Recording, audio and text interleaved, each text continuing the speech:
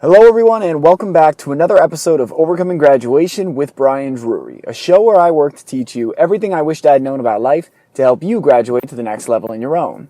Today is another installment of the Morning Commute, where I take my ride to work in the morning to share a short but powerful message with you to help you kick your day off on the right foot. And today's message is this: a completely different kind of day. So over the past couple months, really, I have really been struggling with my morning routine. Now, if you've listened to the show, you know that that's not a particularly new trend in my life, that there have been, I'd say basically my whole life, I decided I wasn't a morning person. I said I just operate better at night. I made excuses. All my habits were built around supporting my nighttime identity. So all of these different components in my life have led to the majority of my life being mornings where I wake up scrambling or I'm snoozing the alarm, no matter how much time I gave myself to get up and get ready, whether it was 20 minutes or an hour and a half or 2 hours, that it's snooze until the very last minute and still end up late, even when the alarm has been going off for hours. And I've never liked that. I've never liked the feeling of constantly being stressed, of starting my day with cortisol. Now, all right, we all start our day with cortisol when we see sunshine. That's the natural process. But I feel like my body is pumping out 6 to 10 times as much because of the additional emotional stress I'm creating and putting on myself by not just getting up, by not getting more sleep, by not doing the things that I know I want to and need to in order to shift this habit.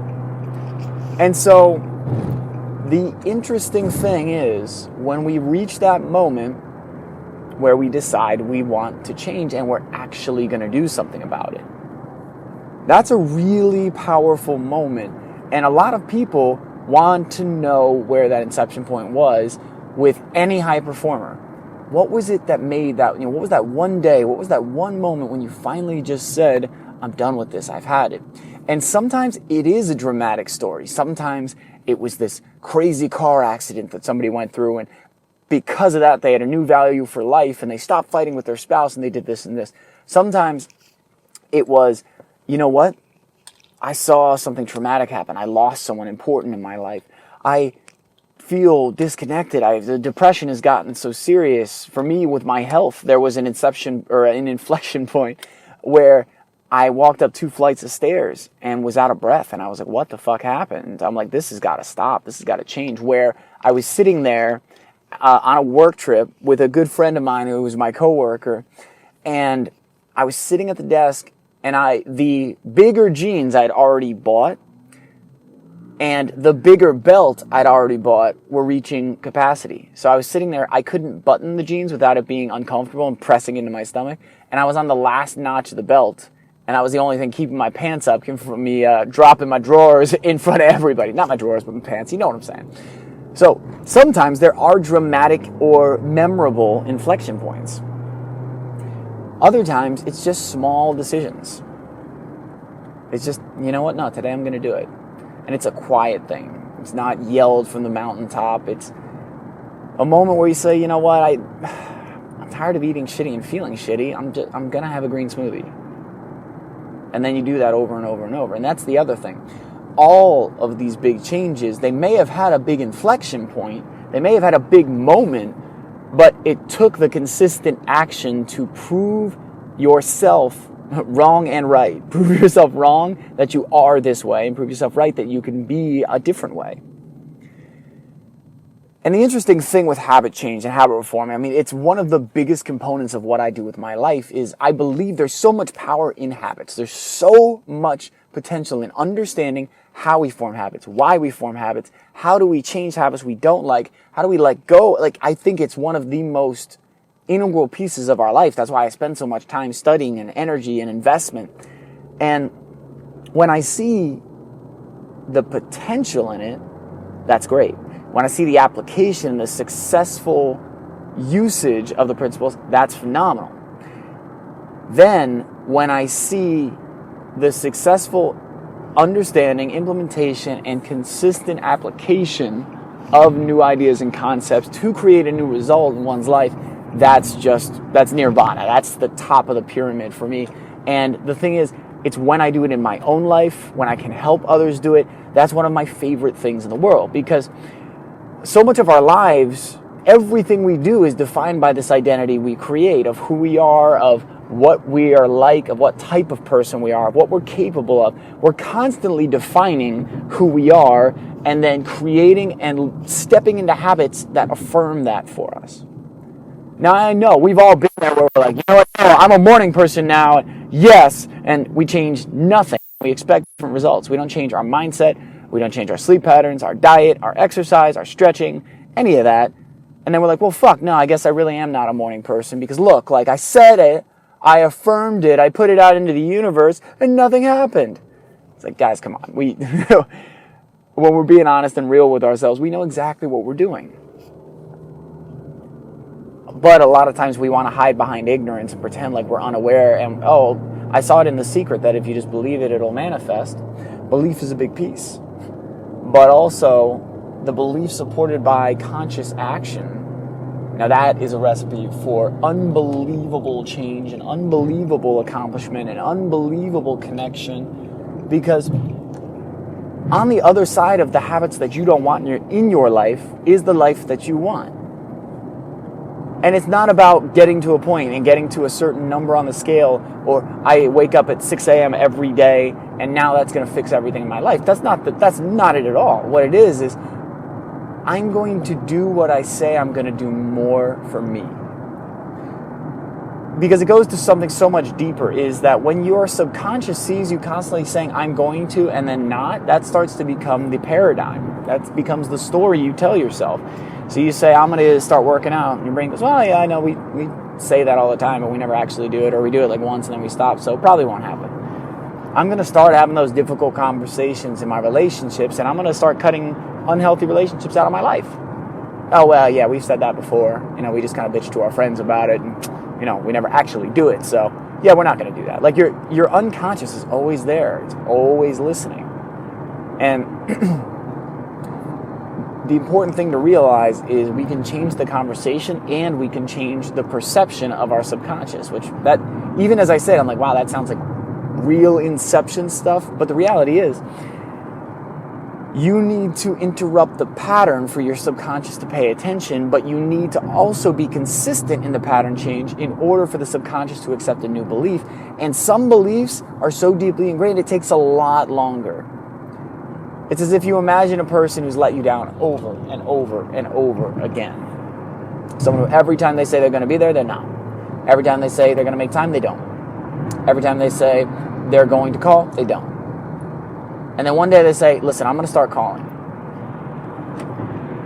I'm going to be there every day. I'm going to be there for every game. I'm going to come to every major event.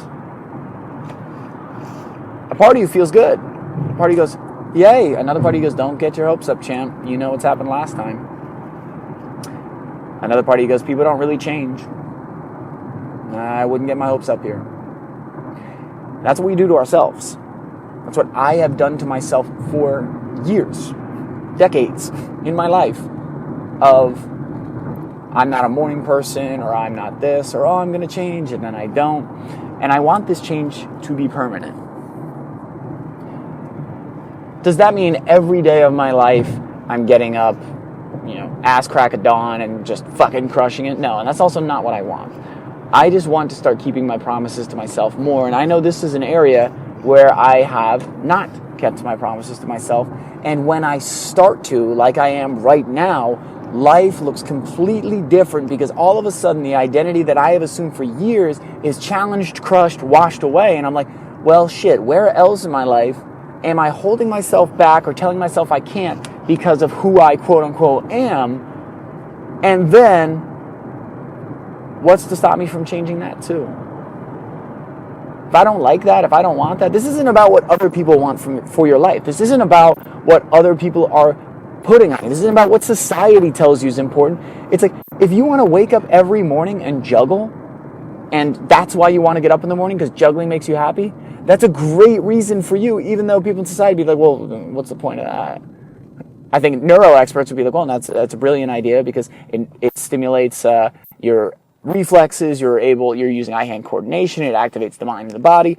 It's like, but it doesn't matter why you want to do, like, and I need to clarify this. It doesn't matter what the thing is that you want to do. Because if you want to do it, it can be good for you. Your why is important. Why does it matter to you? Why is it a significant thing to change this habit? That is generally a big driving force in helping people not just do it once, but be consistent. Because if you thought of, you were a mentor for, like in Big Brothers, Big Sisters, and there was a 12-year-old out there who went through some really rough things and was looking to you to be an example. And you told them, I'm going to get up every day, early in the morning, send you a text telling you have a great day. I know a lot of you listening right now just had something happen in your heart where you went, oh my God, if that was the case, man, I would have to, like, I would definitely get up. Because we've changed the level of accountability. And what's interesting is we'll often deliberately run from the accountability that will drive us towards our greater self because we're afraid we'll fail. I know that's true for me. I know another interesting piece of what the mind can do.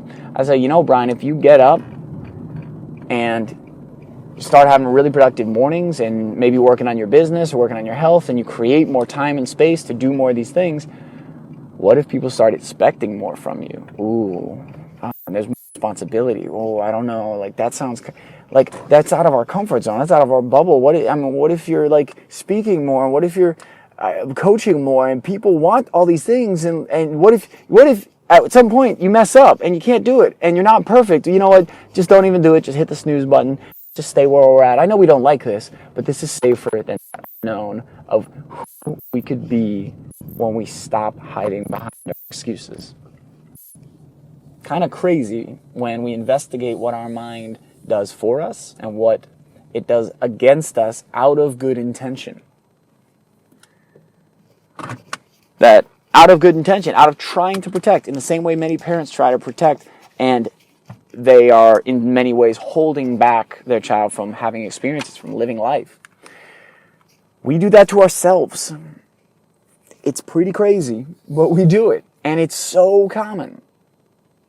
So over the past couple days, ever since announcing Morning Mastery and announcing this 30-day challenge that begins on November 21st, 2018, where I'm going to be taking a group of individuals through a process and a program to master their mornings. Now, the funny thing was, initially when I had this idea, a year and a half ago, maybe 2 years, I forget how long it was exactly when I first announced this idea and was going to launch it and then didn't. Again, procrastination, fear, whatever the reasons. Using other things in my life. There's all kinds of stuff that comes up. But when I announced this, I was in a really good spot. Because one of the main things I do is habit reform. I'm very good at it. I study it constantly. I've helped people change all kinds of habits. I've helped people break wicked addictions, cocaine, alcohol.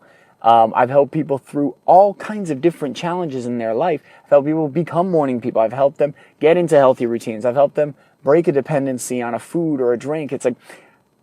And I've done this in so many different areas in my life, and this one still lingers. It's not to say those other areas are perfect now. They're just so much better than they've ever been. And that's all I want. It's progress, not perfection. That's when I'm at my best is when I'm focused on that. When I'm at my worst, I'm focused on perfection, guilt, shame, and trying to force myself to do things. When I'm at my best, I'm focused on progress, joy, celebration, sharing, caring, connecting. And that's what this is about, because at that point, I had done 48, 50 days straight, getting up exactly when I wanted to, crushing my mornings, morning workouts every day, ice cold showers. This was all traveling all over the world. I was in Cambodia, I was in Switzerland, I was in Belgium, I was in the US, and I was just crushing it. I was like, now's the time I can teach, because now I have something to stand on to be an authority.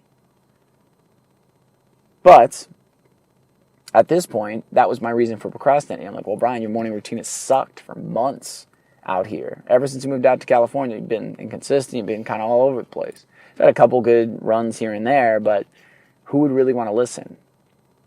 So instead of it being, hey, now I'm an authority or some form of not even expert, because I don't like It's like, I don't like to use that word unless a person is super, super high level in what they do. But it's like that I have a level of expertise in this that I can share. It's like, guys, I'm really good at habit change. I'm really good at habit reform. I understand the human mind and why humans do what they do and how to overcome those things really well. But I need help with this. I need group accountability. I need a publicly displayed tracking board. I need daily post accountability. I need people who are counting on me to level up my commitment. Because already just announcing my commitment has gone up. I'm starting to listen to more things and focus on how can I do this and how can I prepare for this? How can I train for this program so that I can get the most out of it and be there for people in the best way possible? So these mornings are a completely different kind of day for me. The past 3 mornings, it's been 3 days in a row. So I got up at 4:30, 5:30, 5:33. And that's up and out of bed, not just up.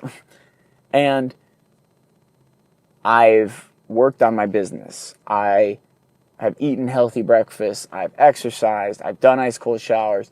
I did laundry today. And I was like, wow, now I don't have to come home to the pile of laundry that got cold and now all the wrinkles are in there.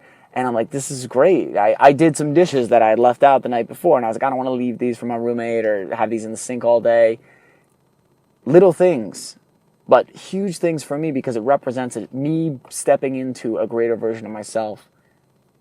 And I'm also celebrating the mornings more. I'm going, great job, Brian. Like, this is awesome. Look at this. Like, look, your bed is made. The room is clean because you got up. It's not scrambled and covers are everywhere and throwing shit everywhere.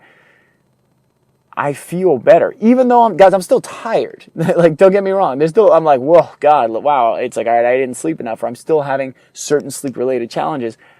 But it's great to know that even when things are tough, I can get up when I want to. And I can do a lot of things to help myself sleep better. And I'm going to work on that. It's one step at a time. So if you want to have a completely different kind of day, it begins with small changes. It begins with the mindset, and it begins with a small commitment. So I would ask you, where in your life are you desiring a completely different kind of day? What is the aspect of your life? Is it diet? Is it exercise? Is it nutrition? Is it relationships? Is it conversations? Is it how you treat yourself? Is it spirituality? Where do you need to take one step and make one daily commitment to stepping into the identity you want and letting go of the identity you don't? That isn't your true self. That's just been something you've chosen for a time.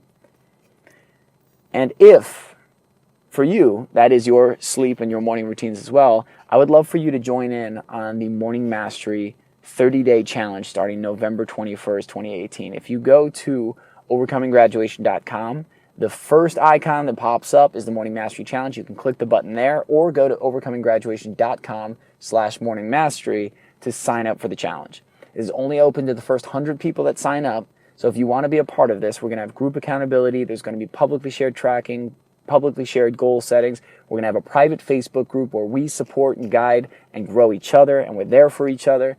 There is going to be a ton of great stuff. There's also going to be prizes, awards, and rankings and categories for different types of awards that'll come as a result of the challenge and whatever award you win by your level of commitment.